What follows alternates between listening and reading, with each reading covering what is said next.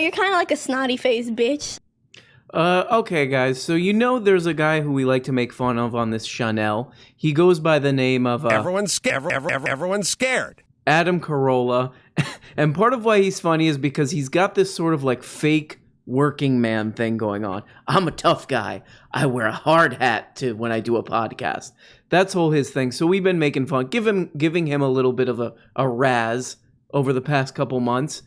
If you thought Adam Carolla was bad... No.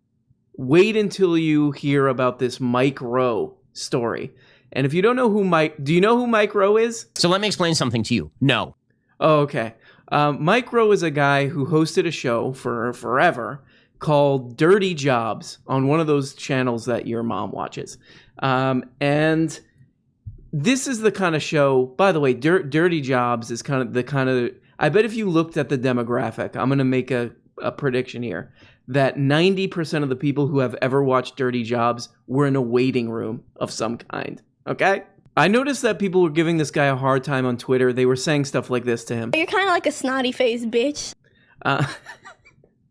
They were saying that to him because he was quoted as saying that basically saying stuff against raising the minimum wage to $15 an hour.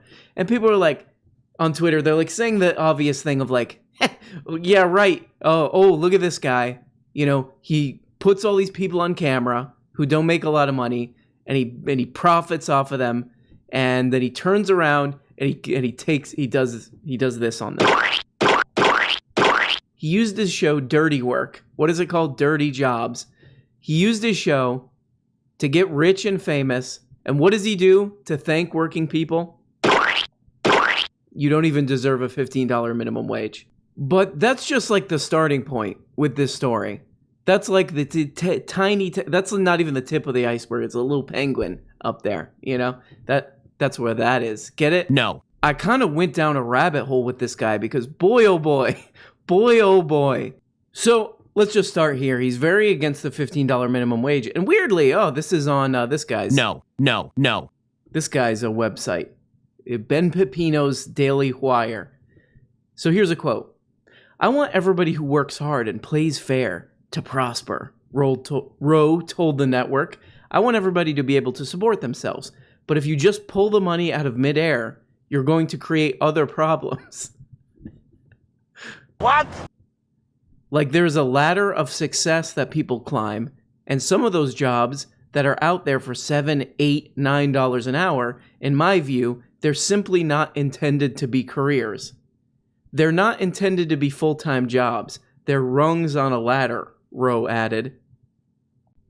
So the first kind of obvious thing is here that I've looked at this a couple times on this channel, but the minimum wage has not kept up with productivity, how much these companies are making.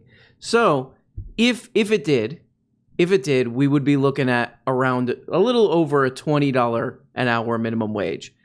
Right now it's $7.25.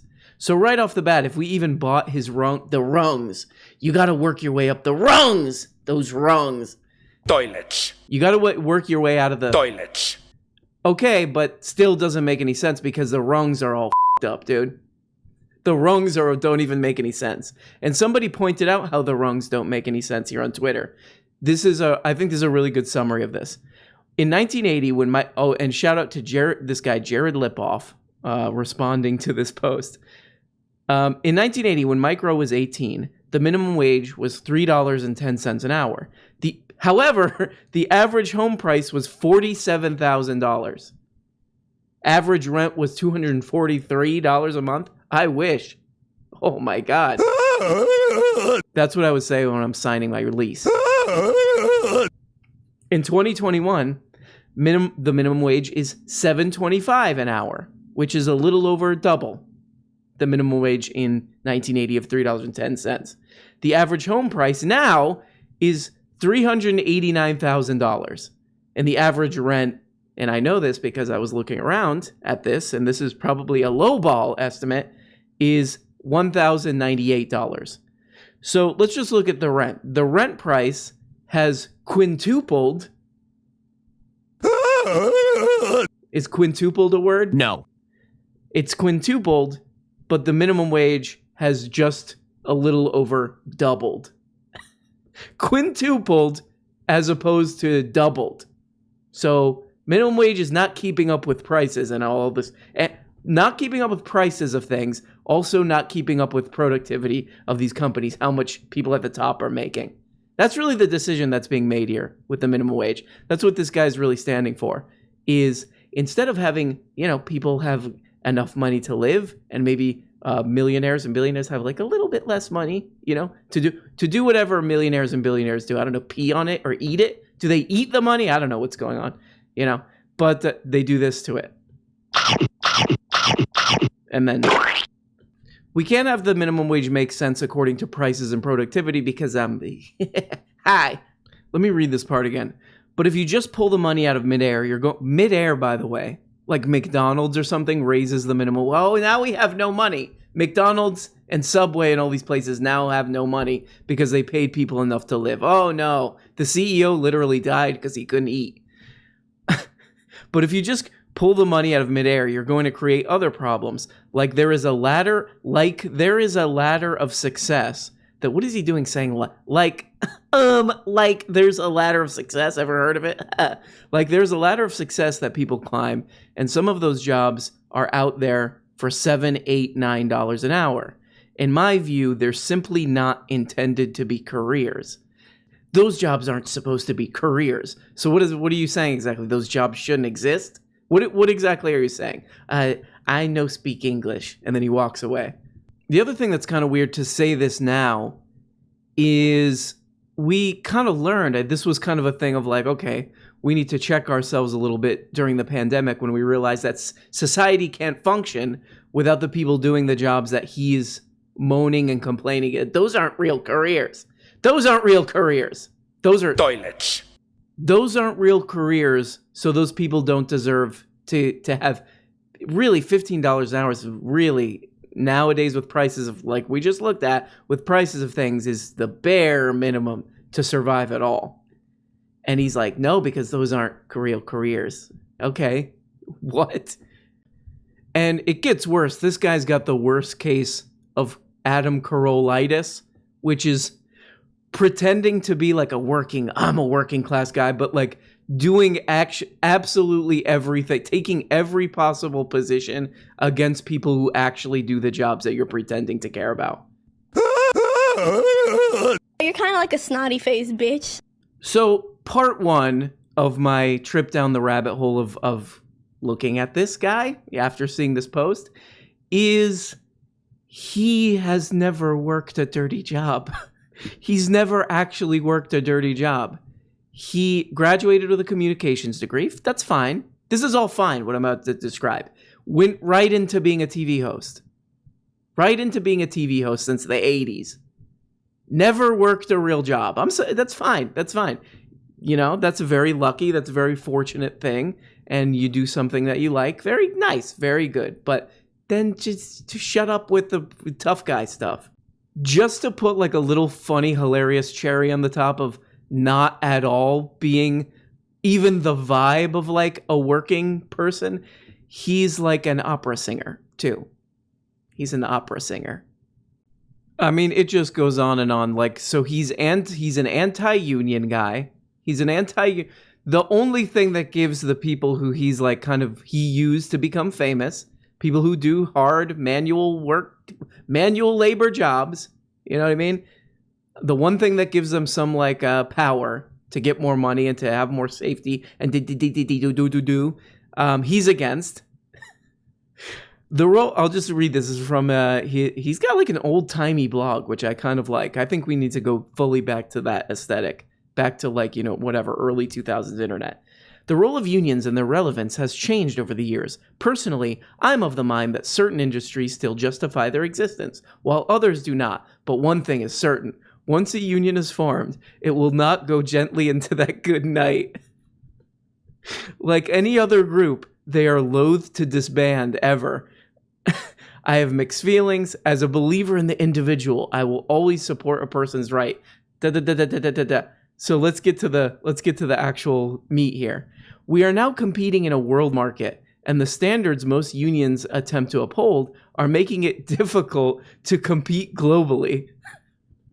The guy who's used working people to get famous doesn't want them to have any kind of bargaining power in their work. Unbelievable. What? This is something I have a lot of problems with.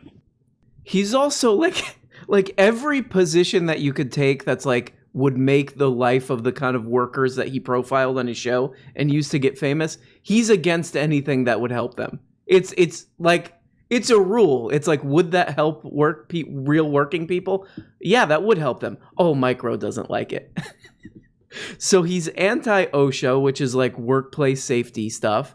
He's also, he's just anti-workplace safety. What it really is he's anti-regulation. And you'll see why in a second. But he has this thing called Safety Third, which seems like satire. Hope maybe it is. Maybe he's doing a little Andy Kaufman thing or something. It seems like satire. Safety Third. He uploaded, I don't know about voluntarily, but he uploaded a video about it. You know what that guy knows? Well, actually, he knows a great deal, but what he really knows is the importance of safety. You look around a place like this, you see it everywhere. Look at the sign up there. As if there could be any doubt. Safety first. Always, always, always, over and over and over. But you want to hear the dirty truth? Safety's not really ever first. Safety generally, it's best I can figure, is third. I put safety first, second, third, fourth, all the way down the list. I never took my eye off it. So, it's not that we don't think safety is the most important thing. It's just that when you keep saying it's first, you got to wonder where everything else falls into place. Don't be that guy. When you put safety first, you got to wonder where everything else falls into place. This is kind of a convoluted story because he also says it's first, second, third, but you got to remember where it all else falls into place. And he said this in the I'm not going to play it because it's a really long and fake story about how he was on a crabbing boat and the captain of the ship was like, it's not my job to bring you back alive. It's my job to bring you back rich. So he says in that context, he says there are other things that where do the other things fall into place, which is making money. So safety is not first.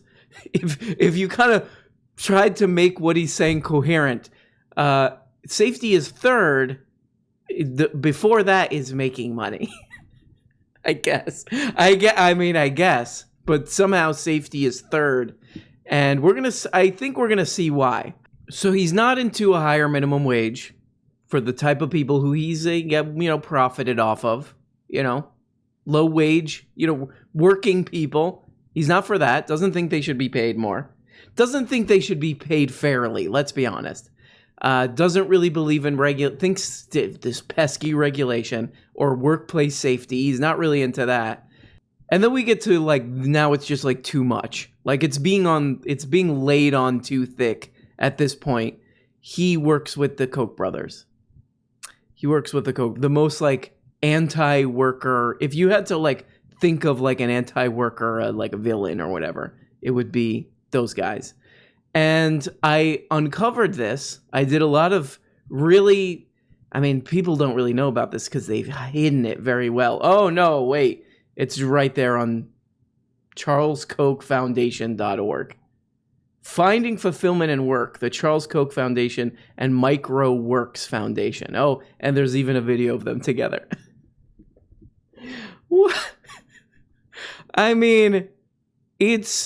It's a level of sort of fraudulent shamelessness that I don't think I'm capable of. I don't think I could ever come out on this channel and be like, I'm a working class guy. I'm a working class guy. And then in the background, I'm like, how can we make workers' lives as hard as possible? And who can I team up with to do this? Right? The muscular class. We do this joke on this channel. The muscular class.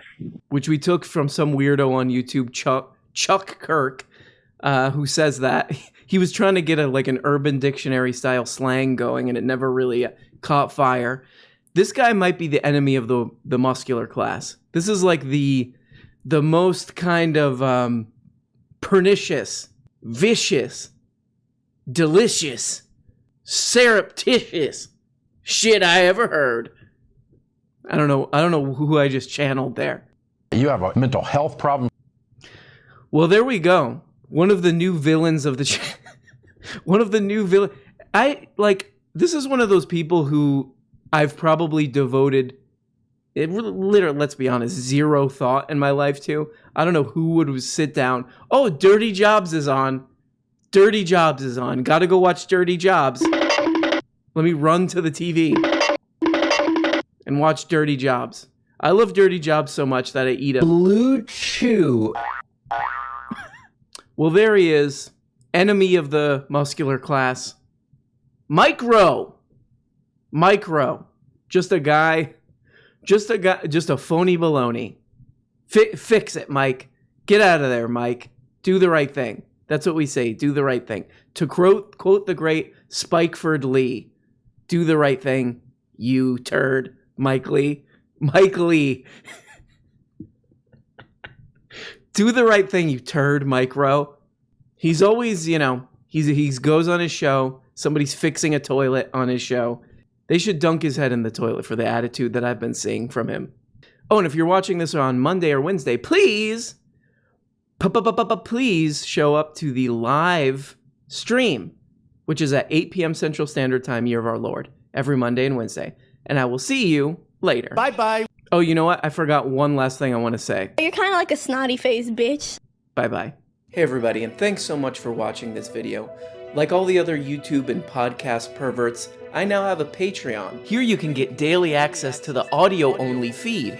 And every week on this Patreon, I'm uploading 2 exclusive Patreon-exclusive shows. They're like real shows, more produced, more edited. One of them is a behind-the-scenes show where I reveal all the secrets and YouTube scams that I'm doing. And the other one, I just reveal my innermost dark, cringe secrets, as well as deep dive video essays and more. And at the top level, you can even become a producer of the show and get your name handwritten, hand art, hand-drawn at the end of every episode. So if that's something that you are interested in, check it out.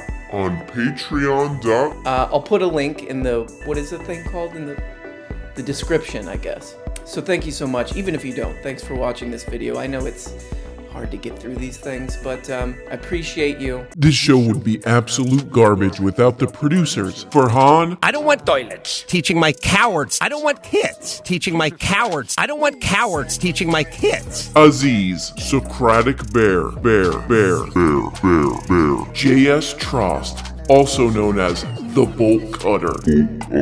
007X. Yeah. Michael McTie. Rue Kazoo. Shannon Bad Barbie Williams. Anna Ben Koski. Ass McBlast. E. Gregory Hutto. What? Scott, let me tell you something. No Castle. Rerun 64. Mr. Feeney. Jamie and I may have a disagreement with Sam Cedar's pause button. Jenny Hart. Hey, Jenny Hart, it's me. Oh, she just ignored me. Winter the Muscular. Ethan Weaver. Vince Barbosa, he is pure ideology at its purest. Crouching Tiger flushing toilets. Elias Christo. The guy from the hamburger train. Cece LeBlanc. Nez. Interlinks. Victor Sonny Duran. Kyle High Level Ideas. Hopper. Albert Ellers Ood. Kitty Hooch. Hi, I'm Kitty Hooch. Abby, I don't want cowards teaching my kid green. Tristan Dominic Guzman. Jane Spade. Jessica, a lot of problems stepping off. King Friday. Laura Campbell. Rajawa. Nefatsu Gustav Van Betten. Camilla. Young Slampy. Brian Hernandez. CS. Hey, is that CS? I don't know. Oh wait, yeah, it is CS. Okay, great. Thugs and Kisses denigrates your dude. He's denigrating that dude. Blistered thumb. Bree Gutierrez.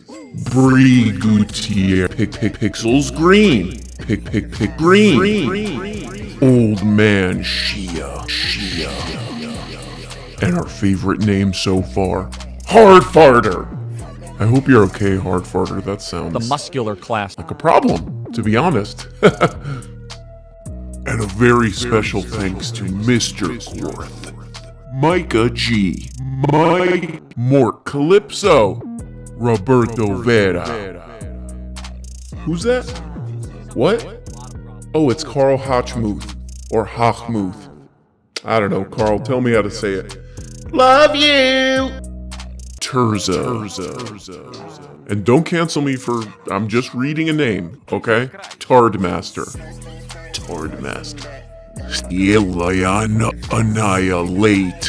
Annihilate. And special guest, Stabsterbait. Kevin Jigaleski. Oh, who's that? Oh, it's Mac. You know it's Mac. You can tell it's him. Krill Will. And we got D-Pad Chad. Burn Dubuel. Jake T. Sebastian Delgadillo. Charlotte Glass. CEO of the muscular class. Beth Van Diver. I'm sorry about that, Beth. You know I love you. Ray Anthony Cox. Eden Joy. Derek Stoker. Apollo Crow. Liz. Martin Lee. Chelsea G. Derek Jesus Christ Wilson. Matt Rowe. Thank you to these beautiful, gorgeous, muscular, soaked up, showering probably 10 to 11 times a day producers.